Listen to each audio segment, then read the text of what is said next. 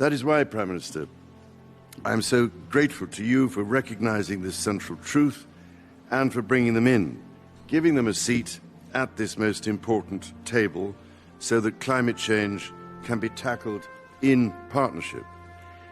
It is why I also wish President Widodo every possible success when you pass the baton to him in a month's time.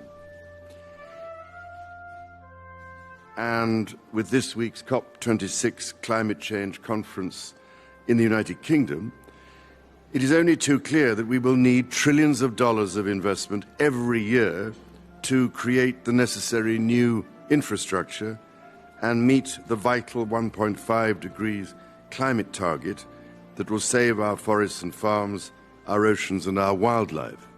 No government has those sorts of sums, which is why I've spent so much time over the past 19 months trying to form a global alliance amongst the private sector, as I have long believed it holds the ultimate key to the solutions we seek. That is why, Prime Minister, I am so grateful to you for recognizing this central truth and for bringing them in, giving them a seat at this most important table so that climate change can be tackled in partnership. It is why I also wish President Widodo every possible success when you pass the baton to him in a month's time. So after exhaustive but extremely valuable cross-industry discussions amongst business leaders about what is needed to overcome barriers and unlock trillions of dollars, they have indicated three essential points. Firstly, the need for clear market signals from governments so they can plan for the long term. And this would boost confidence in existing projects and attract the necessary institutional investment for new ones. As it stands, they tell me there are too few investable projects in the pipeline because there is too little confidence in the system.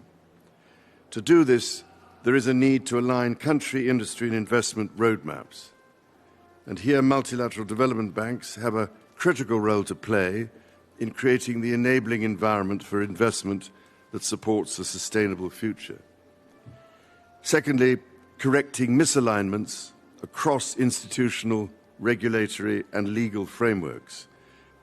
Realigning incentives, putting a proper value on carbon, finding innovative and sustainability-aligned ways to address the growing debt burden, as well as implementing country platforms, seem absolutely critical if we are to support the poorest and most vulnerable countries as the transition occurs.